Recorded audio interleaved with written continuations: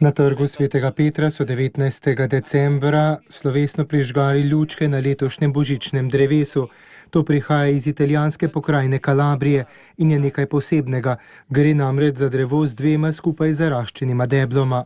Na slovesnosti so odkrili tudi jaslice, ki bodo obiskovalce popeljale v svet italijanske opere.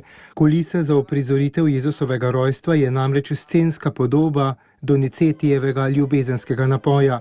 Jaslice so dar zasebne ustanove iz Verone, ki spodbuja uprizarjanje opernih predstav in koncertov v tamkajšnji areni, imenujejo pa se jaslice v operi. Postavitev predstavlja 25 figur iz rdeče gline v naravni velikosti.